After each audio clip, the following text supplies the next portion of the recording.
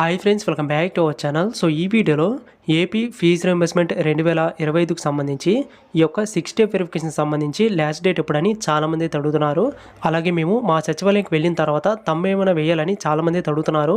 So ఈ వీడియోలో ఈ యొక్క 6 స్టెప్ వెరిఫికేషన్ సంబంధించి లాస్ట్ డేట్ ఎప్పుడు, అలాగే మీరు సచివాలయంకి వెళ్ళిన తర్వాత అసలు ప్రాసెస్ అనేది ఏ విధంగా ఉంటుందో క్లారిటీగా అయితే ఈ వీడియోలో చెప్తాను. సో ముందుకైతే వీడియోని అక్కడ కూడా స్కిప్ చేయదండి, ఎండ్ వరకు చూడండి. అలాగే వీడియోస్ లైక్ చేసి మన ఛానల్ అయితే సబ్స్క్రైబ్ చేసుకోండి.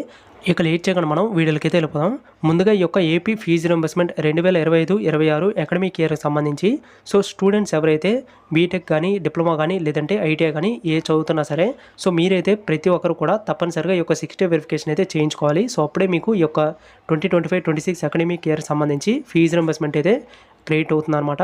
సో ముందుగా ఏంటంటే ఈ యొక్క లాస్ట్ డేట్ ఎప్పుడని చాలామంది అయితే అడుగుతున్నారు.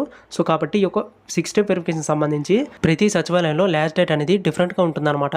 సపోజ్ మీ యొక్క సచివాలయంలో ప్రాసెస్ అనేది ముందుగా స్టార్ట్ అయినట్లయితే ఒక 20-25 డేస్ వరకు కూడా టైం ఉంటుంది. సో ఈ లోపు మీరు ఈ యొక్క ప్రాసెస్ అయితే కంప్లీట్ చేసుకోవాలి. సో మీ యొక్క సచివాలయం వాళ్ళు మీకు అయితే ఖచ్చితంగా ఇన్ఫార్మ్ చేస్తారు, కాల్ కానీ లేదంటే మెసేజ్ అయితే చేస్తారనమాట. ఈ డేట్ లోపు వచ్చి ప్రతి ఒక్కరు కూడా ఈ యొక్క 6 స్టెప్ వెరిఫికేషన్ చేయించుకోవాలని సో వాళ్ళైతే మీ అందరూ కూడా ఇన్ఫార్మ్ చేస్తారు. సో కాబట్టి ప్రతి ఒక్కరు కూడా వీడియో ఎవరైతే చూస్తున్నారో సో మీరందరూ కూడా మీ యొక్క సచివాలయం వాళ్ళకి అయితే కాంటాక్ట్ అవ్వండి. సో వాళ్ళైతే మీకు ఇంకా డీటెయిల్గా చెప్తారు లాస్ట్ డేట్ ఎప్పుడు, సో ఎప్పటికల్లా మీరు ఈ యొక్క 6 స్టెప్ వెరిఫికేషన్ అనేది కంప్లీట్ చేయాలి, సో ఏంటనేది కూడా.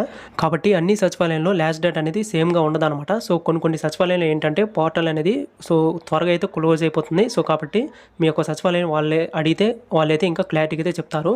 అలాగే ఇంకోటి ఏంటంటే బ్రో, మేము సచివాలయంకి వెళ్ళి తమ్ము ఏమైనా వేయాలని చాలామంది అడుగుతున్నారు. సో మీరు తమ్ము కానీ ఇలాంటివి ఏం వేయాల్సిన పని లేదు. సో జస్ట్ మీరు ఇక్కడ స్క్రీన్ పై కనబడుతుంది కదా, సో ఈ డాక్యుమెంట్స్ అనేవి మీరు మీ యొక్క సచివాలయంలో సబ్మిట్ చేసి వస్తే సరిపోతుంది. సో వాళ్ళే ప్రాసెస్ మొత్తం కూడా కంప్లీట్ చేస్తారు మీ యొక్క సచివాలయం వాళ్ళు.